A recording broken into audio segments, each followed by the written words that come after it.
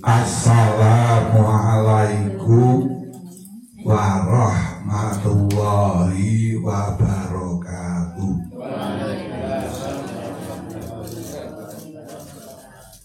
Jawab salam baru dibenerkin kelawan. Waalaikumsalam Pak. Nggih, jawab waalaikumsalam. Bebaleni. Assalamualaikum warahmatullahi wabarakatuh.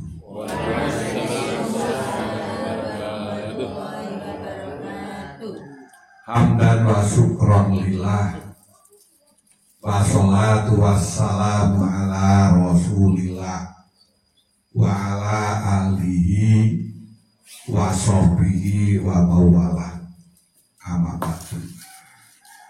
Rabbi sholli sodri wa yassirli amri wahlul 'uqdatam min lisani yafqahu qawli. La haula wala quwata illa billahil aliyil azim. Maka Bapak Haji Marjiwo selaku ketua pengajian Nurul Syifah yang saya hormati, Bapak Lewat Ahmadi juga yang saya hormati, ibu-ibu bapak semua, ingkang boten saged kawula biji-biji asma karimipun, insyaallah sedayanipun semuanya calon-calon penghuni surga. Amin. Alhamdulillah pada pagi hari ini kita dapat bersilaturahim di Desa Sumberrejo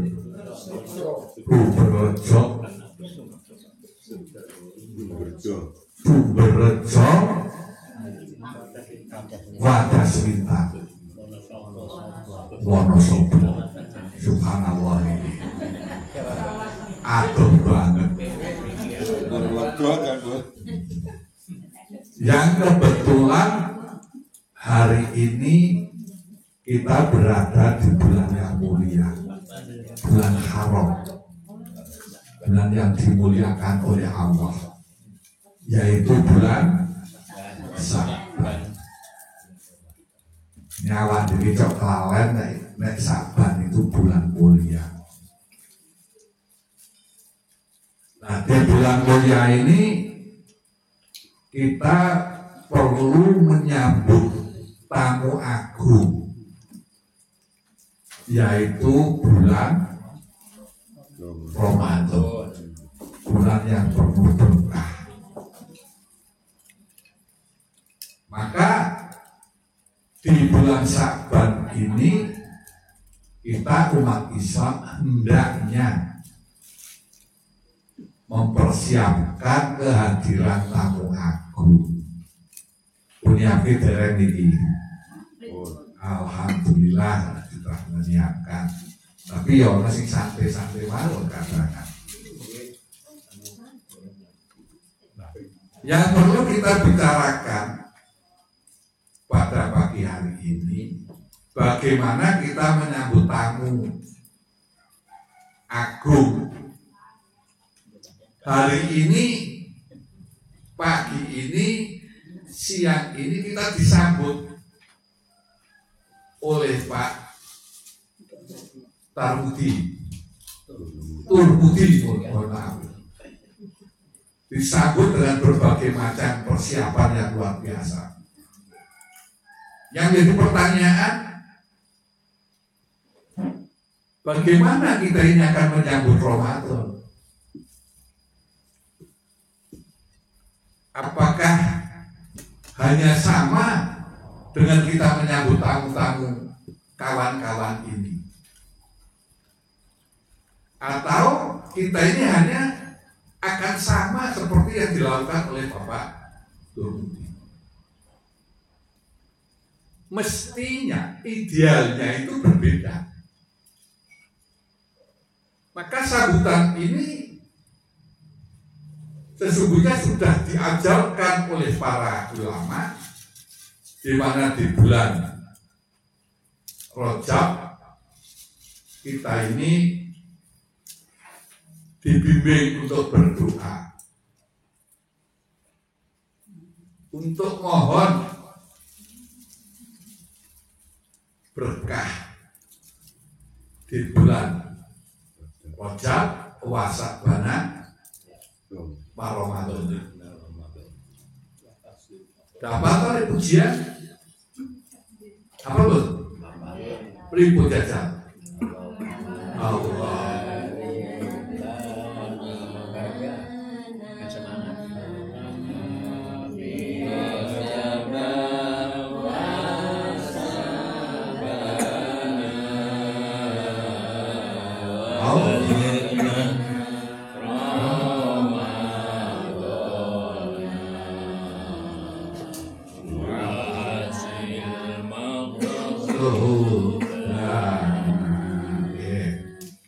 Ini perlu dihayati.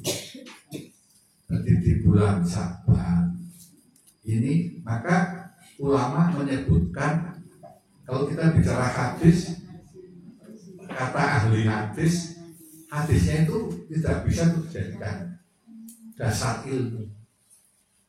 Hadisnya lemah. Maka saya tidak bicara hadis.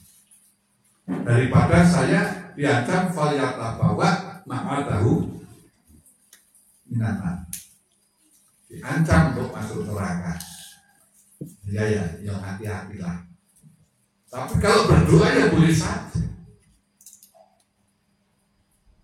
Nah, yang tidak boleh itu mengatakan bahwa itu adalah hadis sahih.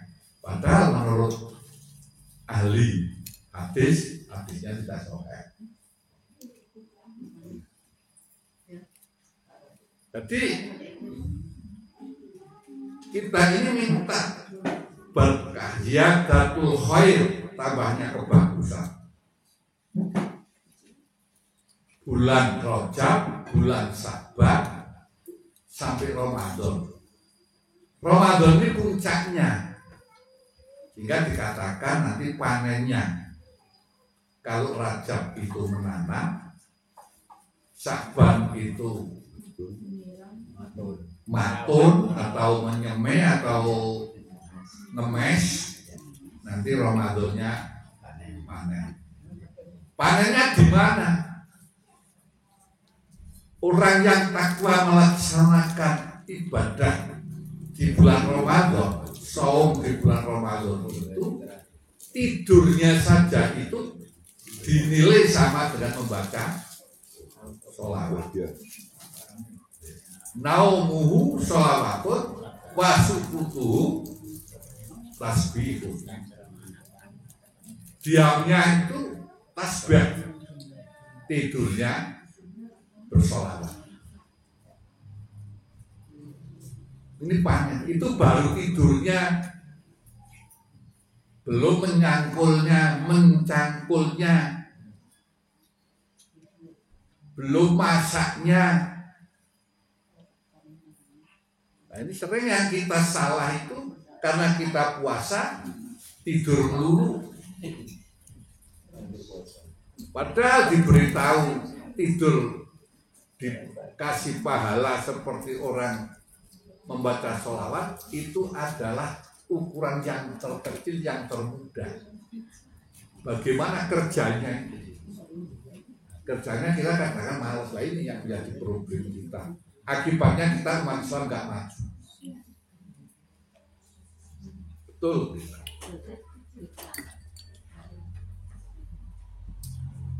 Oleh karena itu kita sambut di bulan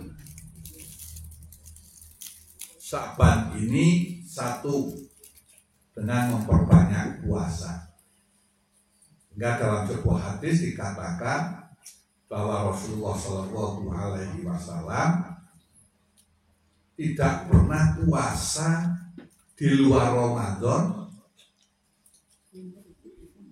aktsaru min Syaban, lebih banyak dari puasa di bulan Syaban.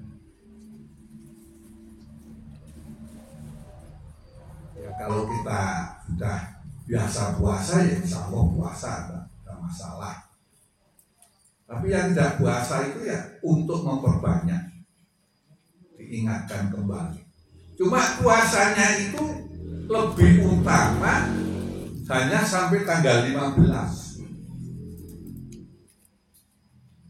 Sebelum tanggal 15 itu ya yang mendapatkan keutamaan bagi mereka-mereka yang sudah biasa puasa.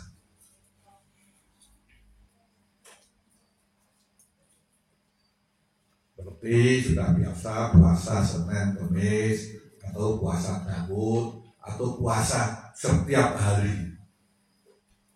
Ini tadi tidak ada masalah itu. Tapi kalau yang tidak sebaiknya sudah tanggal 15 tuh. Paham ya? Karena ini masalah sepele kadang-kadang ya orang patek diperhatikan oleh kita. Kita sering tidak memperhatikan. Yang kedua, kita sambut tamu yang agung itu di bulan Sya'ban ini dengan puasa qadha bagi mereka yang Ramadan tahun lalu punya hutang. Ini wabil khusus kaum Hawa, ibu-ibu ini yang masih subur waktu itu untuk betul-betul memperhatikan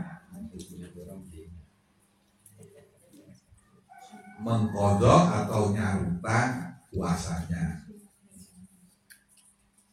Saya sampaikan ini bukan sekedar untuk panjenengan semua,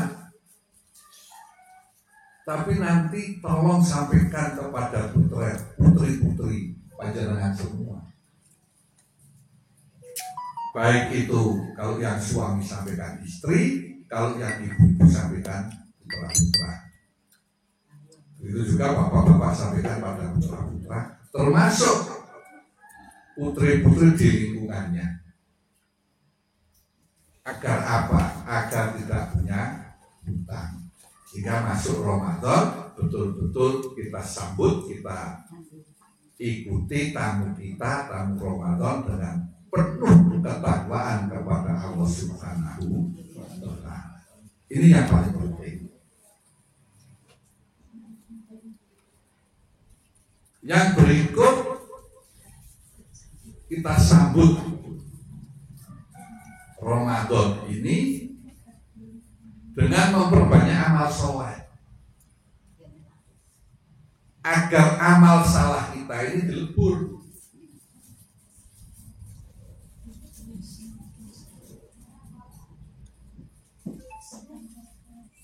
Terlebih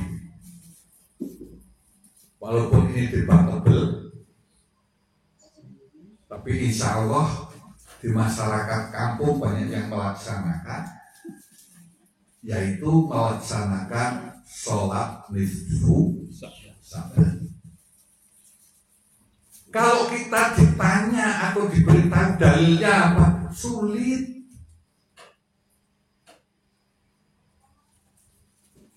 Sulit ditemukan. Apalagi kok sholat nisfu Sa'ban, orang ketemu dalilnya. Maka sholatnya bukan sholat nisfu Sa'ban, sholatnya sholat tasbih. Ini nanti di masyarakat tolong dijelaskan. Kenapa kok tasbih? Ulama itu berpikir bagaimana melayani umat agar umat pada gilirannya nanti bisa kita semua ini berkumpul di surga Allah, dibimbing satu di antaranya sholat tasbih. Ini kalau kita survei sebanyak ini itu mungkin le sholat tasbih berpendak di susah. Betul. Ulama ini memberikan peluang kepada kita dibimbing supaya kita ini sholat tasbih. Mestinya kalau bisa sholat tasbih setiap hari.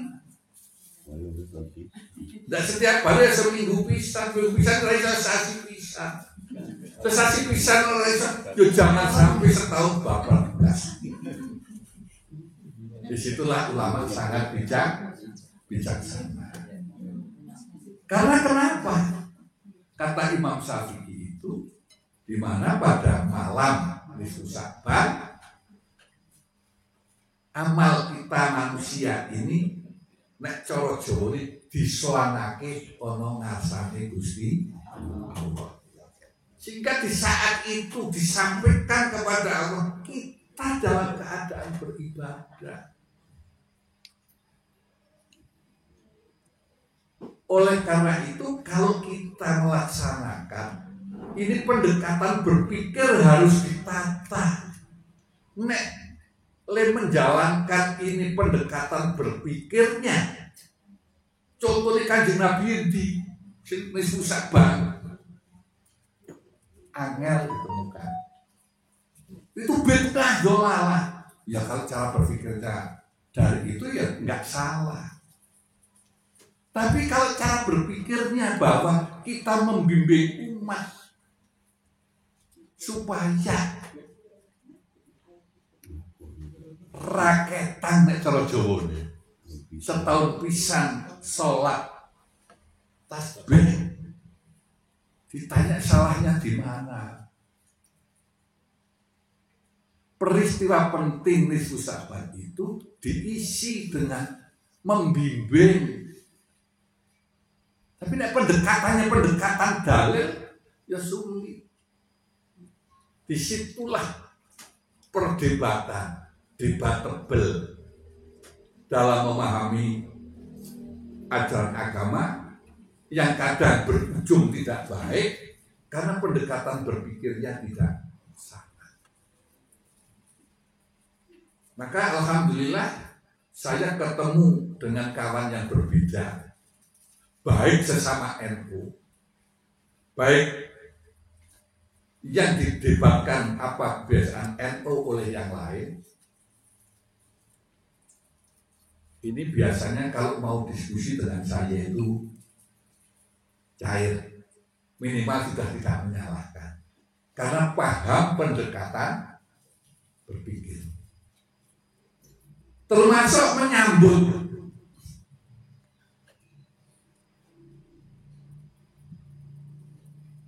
Ramadan. Ini membersihkan diri tuh. Maka mudah-mudahan hari ini kita ini membersihkan diri dalam rangka silaturahim. Mudah-mudahan dengan silaturahim ini ya Allah mengampuni dosa-dosa kita. Nanti kesalahan hakul adam, ukhuwah basariyah kita ini diampuni oleh Allah. Tapi juga kita perlu ziarah kubur. Kenapa kok perlu ziarah kubur itu? Lidzikril maut.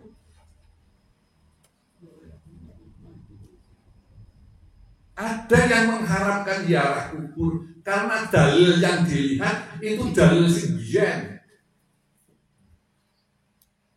Maka itu Rasulullah menyampaikan, nahaituku ziyaratul qubur fajuruha. Aku dulu melarang ziarah kubur, tapi sekarang ziarahlah kamu. Ini akan saya uraikan supaya kita ini lebih detail memahami. Jadi dulu ada larangan, tapi setelah ada larangan ada perintah. Kalau kaidah usul fikih, kalau tidak salah, al-amru ba'da nahi ibah. Perintah yang datang sesudah larangan itu mubah.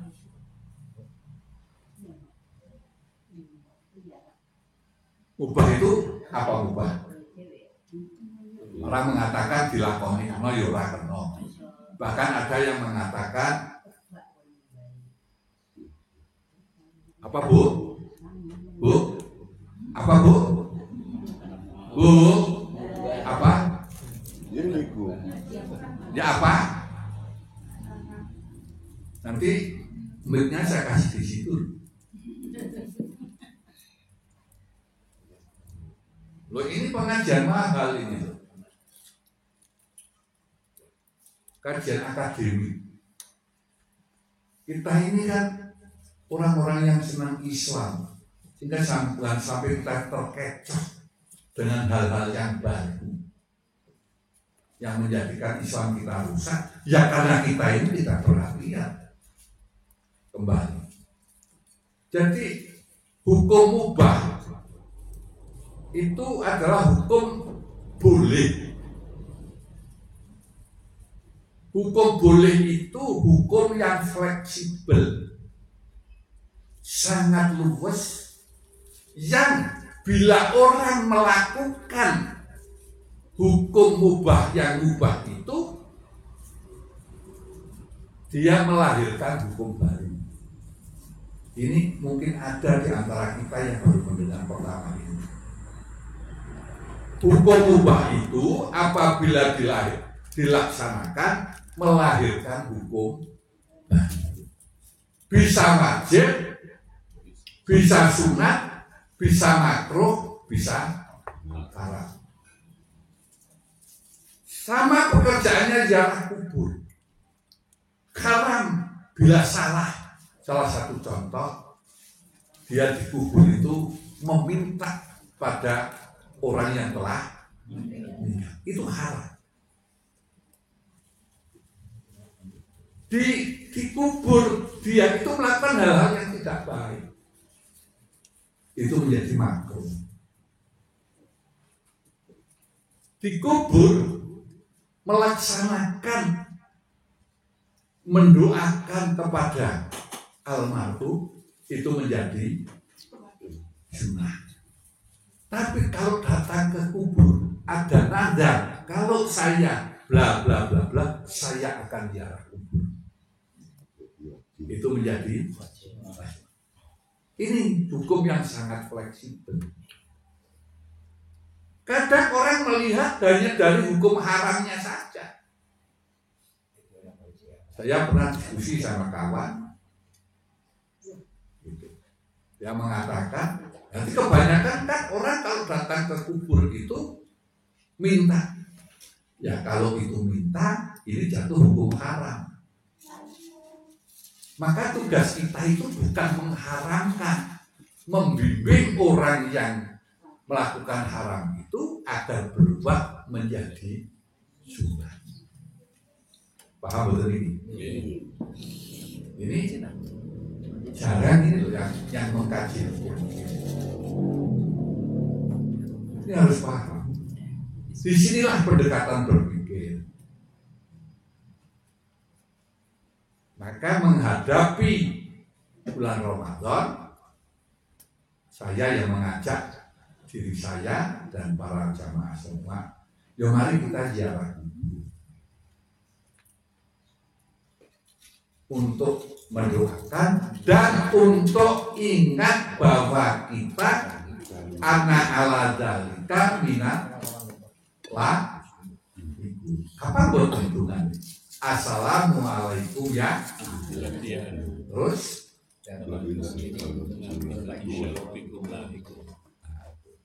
orang sing menung bae mergo apa?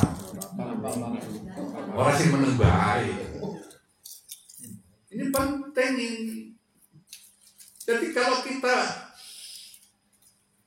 salam kepada ahli kubur, kira-kira itu ahli kubur itu kita mengharap untuk mendapat jawaban tidak?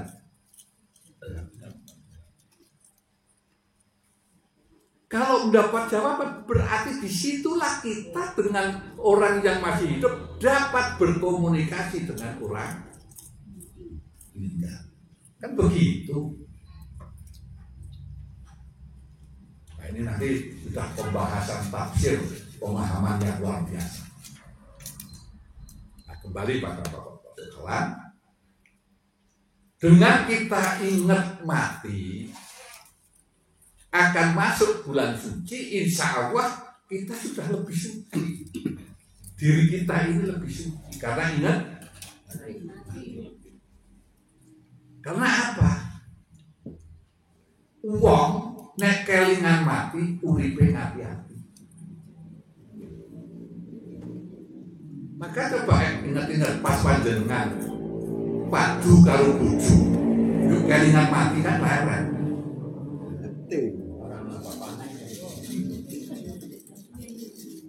Ya, piring dibanting ya pecah.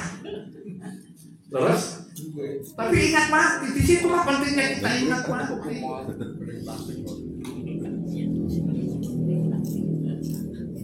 Paham maksud lagi? Mari kita cara berpikir. Yang harus kita rubah itu cara berpikir.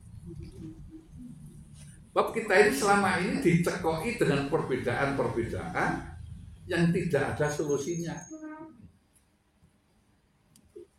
Maka kalau kita paham pendekatan berpikir, baik itu tahlilan. Kalau bilang tahlilan, tahlilan angel. Apa meneh kok dalil urut-urutan. Perkoso itu boleh. Maka harus paham maksud. Disitulah istilah menterengnya, kita itu perlu paham maksud pesan. Tadi ada bunyi pesan, ayat Al-Quran maupun hadis.